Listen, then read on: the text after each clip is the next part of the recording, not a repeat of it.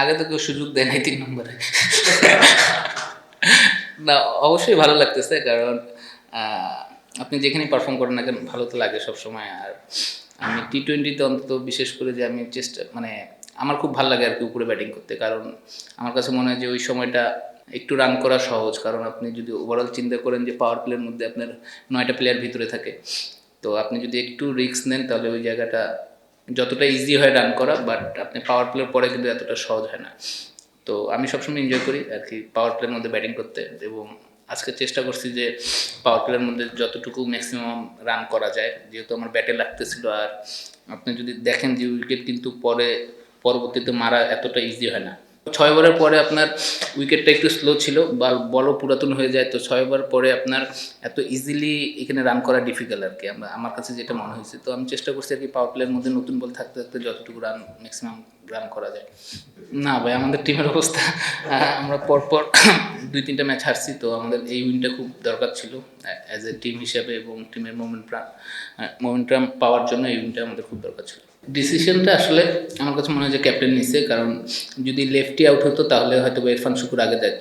তো আমরা এরকম একটা চিন্তা ভাবনা করছিল আর কি, যে মিথুন ভাই যে যদি ডানহাতি আউট হয় আমি যাবো, আর লেফটি আউট হলে ইরফান শুকুর যাবে, কারণ ওদের লেফট আর্ম স্পিনারও ছিল, ডানহাতি অফ স্পিনারও ছিল। তো আমরা চাইনি যে কখনো যে দুইটা ডানহাতি ব্যাটসম্যান পাওয়ার প্লের মধ্যে ব্যাটিং করুক, অথবা দুইটা লেফটি ব্যাটসম্যান পাওয়ার প্লের মধ্যে ব্যাটিং করুক। না, এটা অবশ্য আমার কাছে মনে হয় যে এটা একটা আমি ব্যক্তিগতভাবে ফিল করি যে কিছু প্লেয়ার থাকে চ্যাম্পিয়ন প্লেয়ার, যারা ভালো টিমে খেললে ভালো পারফর্ম করে আর কি। আবার কিছু প্লেয়ার আছে যে ভালো প্লেয়ার বাট খারাপ টিমে পড়ে গেছে বা টিম পারফর্ম করতেছে না, তো দেখা যাচ্ছে ওইখানে পারফর্ম করা তার জন্য ডিফিকাল্ট হয়ে যায়। বাট হাসান মাহমুদের সম্বন্ধে কী বলবো, ওরা তো ইন্টারন্যাশনাল বলার, এবং আমরা সবাই জানি যে ওর অ্যাবিলিটি কীরকম আছে।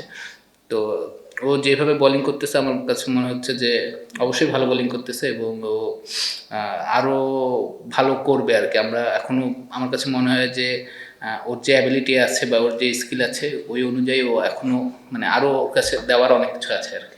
আপনি যদি দেখেন এনসিএল একটা জিনিস, আপনি আমাদের টিমে তো সাইফ নাম্বার 3-এ ব্যাটিং করে সবসময়, ন্যাশনাল টিমও করে, তা সবসময় ন্যাশনাল টিমের প্লেয়ারদের প্রায়োরিটিটা সবসময় বেশি থাকে আপনি যদি এই ঘরোয়া লিগে দেখেন আর কি। তা হয়তো বা সে কারণে হয়নি না, এই ধরনের কোনো কথা বলা হয়নি। বাট আমি এতটুকু বলতে পারি যে যেহেতু ন্যাশনাল টিমের প্লেয়ার আছে আমাদের টিমে, কারেন্ট ওয়ার্ল্ড কাপের প্লেয়ার আছে, ওদের প্রায়োরিটিটা সবসময় টিমের মধ্যে বেশি থাকে। ওরা যেখানে খেলতে পছন্দ করে তাদেরকে প্রায়োরিটিটা ওই জায়গাতেই দেওয়া হয় আর কি। না, তাকে বাদ দেওয়া হয়নি, তাকে রেস্ট দিছে আর কি একটা ম্যাচ।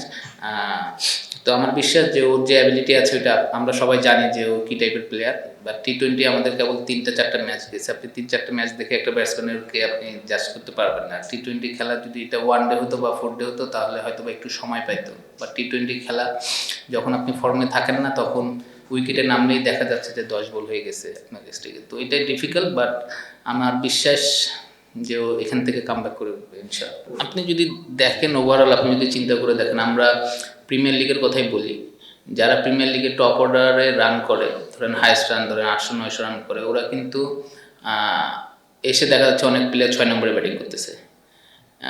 তো আমার কাছে মনে হয় যে আপনারা যখন সিলেকশন করবেন বা যারা করে তাদের হচ্ছে যারা ওপেনার, যারা তারা ওপেনারই আর কি। ওপেনার ব্যাটসম্যান কখনো 6 নম্বরে গিয়ে আপনি হয়তো একদিন সাকসেস হবে অথবা 2 দিন হবে না, সাকসেসের চান্সটা কম থাকে। তো আমার কাছে মনে হয় যে যারা ন্যাশনাল টিমে 6 নম্বরে ব্যাটিং করে বা 7 নম্বরে ব্যাটিং করে, ওদের ঘরোয়া লিগও ধরেন প্রিমিয়ার লিগ বলেন বা আরও ওয়ানডে যেগুলো টুর্নামেন্ট হয়, ওদেরকে ওই 6 নম্বরে ব্যাটিং করা উচিত। কারণ ওইখানকার সিচুয়েশন আর টপ অর্ডারের সিচুয়েশন কিন্তু এক থাকে না। তো যে জিনিসটা আমি ফিল করি, কারণ আপনি যদি 6 নম্বরে ব্যাটিং করেন অনেক সময় রান লাগে 7 করে, 8 করে, 9 করে, এটা এতটা ইজি না। না, ফিনিশার আছে না, কত ফিনিশার আছে ন্যাশনাল টিমে। আর আমাদের তো যতটুকু জানি যে 20 বছরের পাইপলাইন নাকি প্লেয়ার আছে পাইপলাইনের। অন্যায় আমি সেটা বলবো না, ওরা আমাদের চেয়ে বেটার বলেই তো ওরা ন্যাশনাল টিমে আছে। তো অন্যায় ঠিক না। আপনি যদি দেখেন যে ন্যাশনাল টিমের প্লেয়ার কয়টা প্লেয়ার আছে, আরও তো অনেক জায়গায় অপশন ফাঁকা আছে। তো এই জায়গায় তো আমাদের লোকাল প্লেয়াররা তো খেলতেছেই। আপনি যদি দেখেন আমাদের পাওয়ার প্লের মধ্যে বোলিং করতেছে তাসকিনের সাথে কি বলে এটাকে, সাইফুদ্দিন বোলিং করতেছে, তারপরে স্পিনার আমি বোলিং করতেছি মাঝে মধ্যে। তাহলে যদি প্রায়োরিটি দেওয়া হইতো তাহলে আমার জায়গায় হয়তো বা সাইফ বোলিং করতো।